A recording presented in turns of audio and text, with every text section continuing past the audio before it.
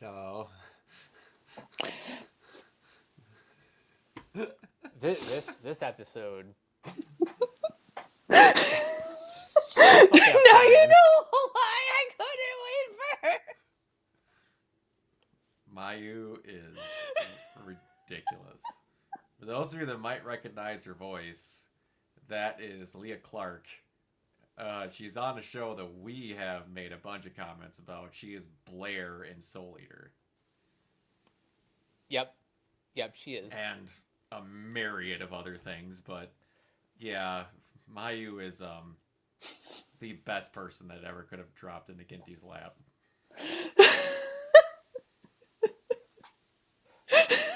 So we're working backwards. I noticed that this episode does not end with the elevator. No, that character gets an arc. Mm-hmm. Yeah.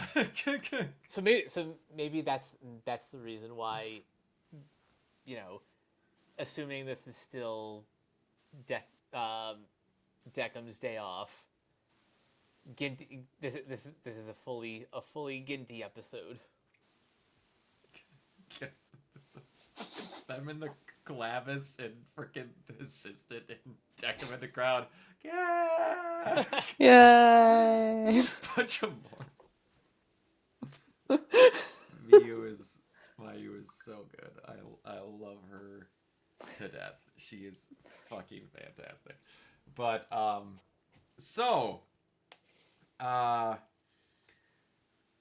Mike, anything you want to say right away?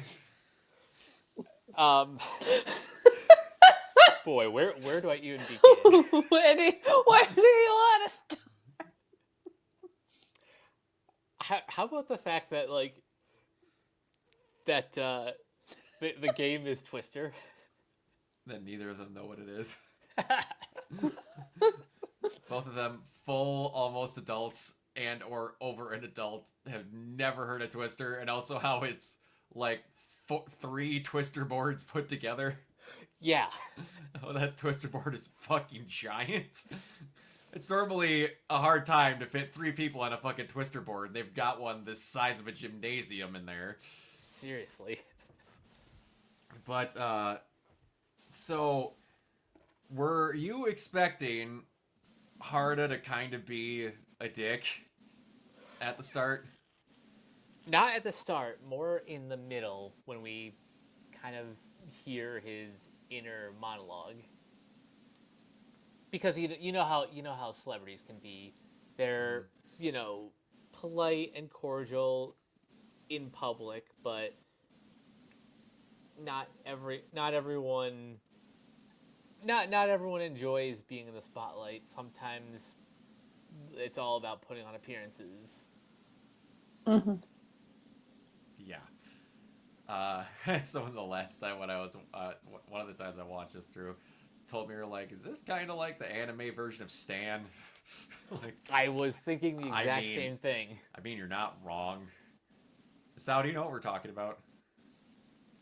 Do you know the song Stan by Eminem? If I hear it, maybe. It is a song by Eminem where it's based off the hook is based off a hook from an old song by Dido, where this fan is writing letters to Eminem and it gets progressively more violent as it goes along, and it ends with him crashing off a bridge with his pregnant girlfriend in the trunk and other stuff, and it is a warning tale about how obsessive fans can be in a bad way. This is where the term stan comes from. Yeah, when you stan something, it's literally got added to the dictionary because of that song. That's the origin of that. But, so the deaths aren't as much of a connection in this one as they were kind of in... I'm sorry. To this day, I love it. She just slips and, I assume breaks her neck on a bar soap. Don't waste a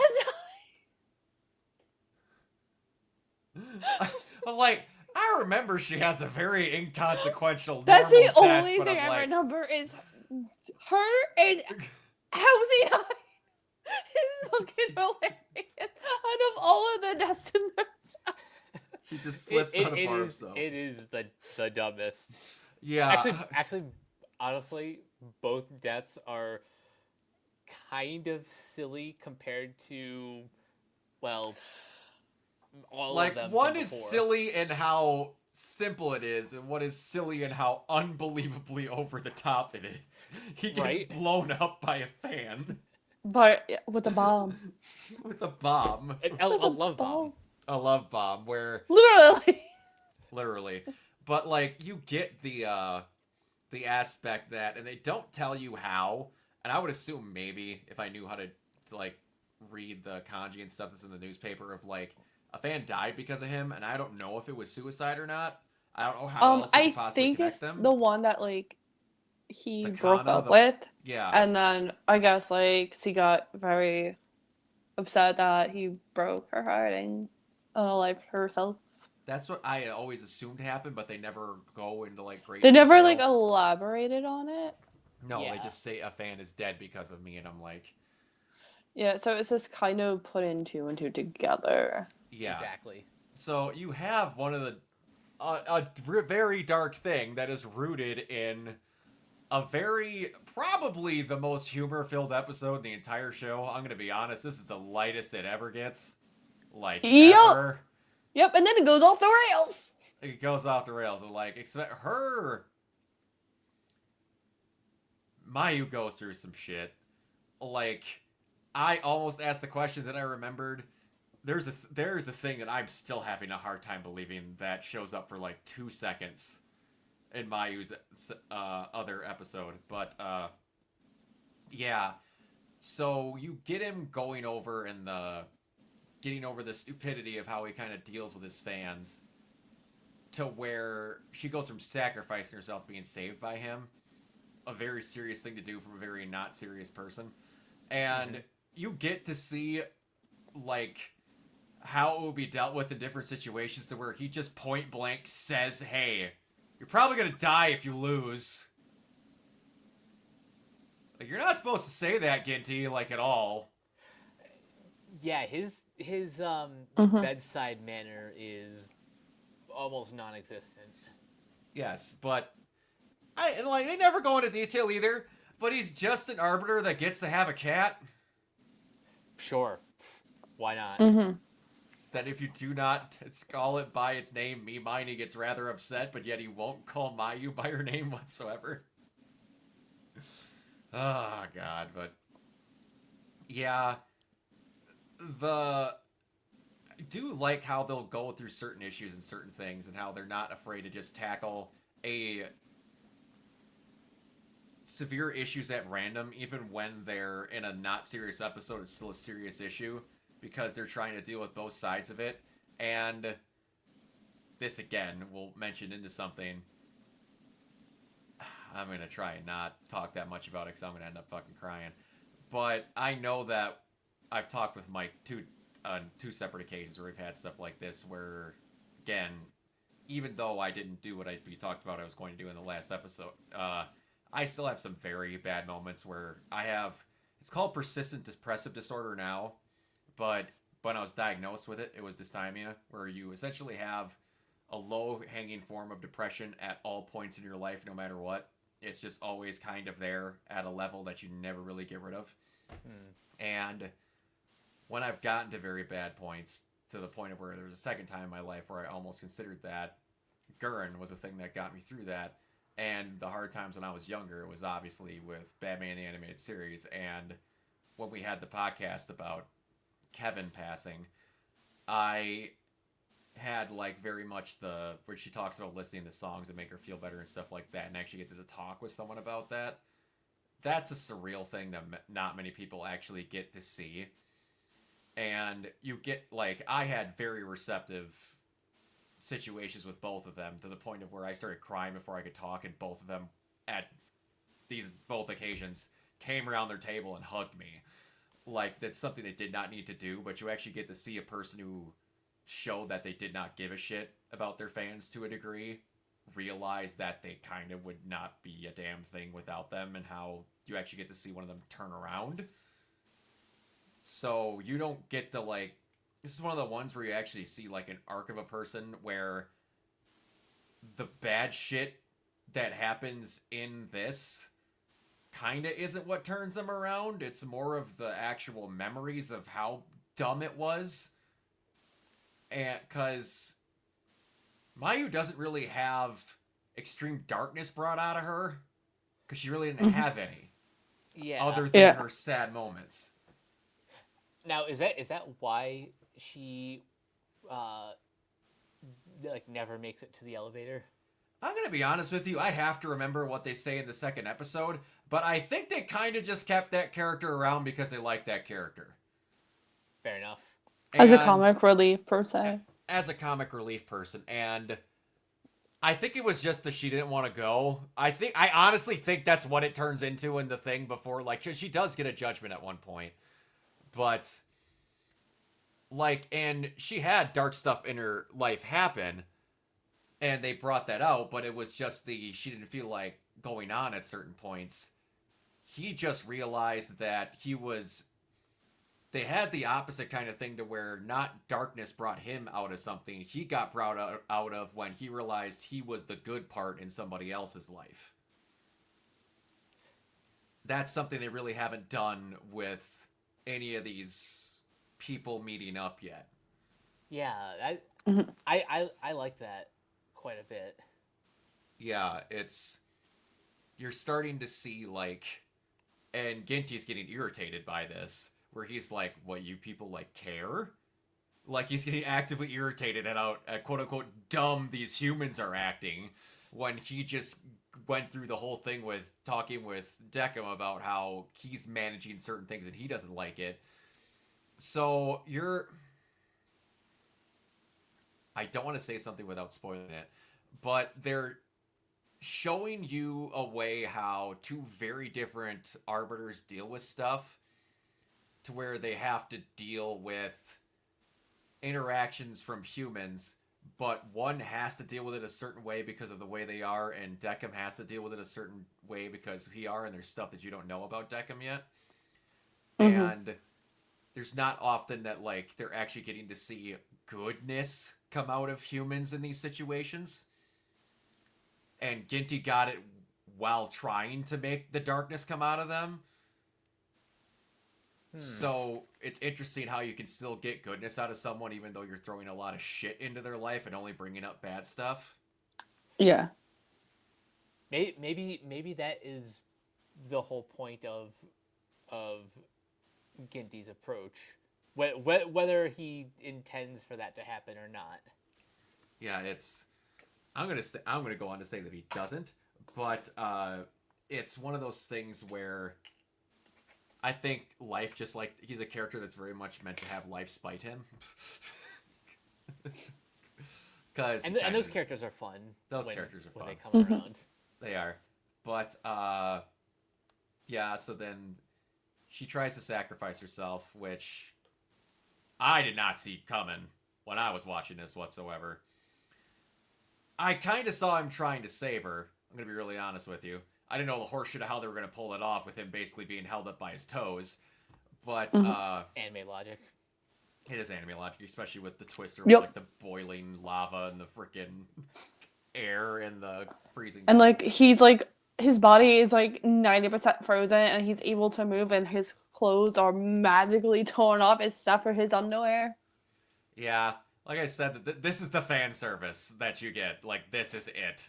And it could not be in any other episode other than this one. Yeah. They had the exact right time for it. Situations for it. Yeah, and I mean it when I say that, like, I think they did this just to have a light episode, because, like, even the other episode with her is not very light. No, it goes off the rails. It does. I still don't know how I feel about her other episode. Gonna be really honest with you. I don't remember. I just remember the toy scene. Yeah, that one's gonna be a conversation that's had. Two things are gonna be a big conversation, because something again shows up for 2 seconds in this show that they were just able to do because it's not said by name and it's a property they've worked with.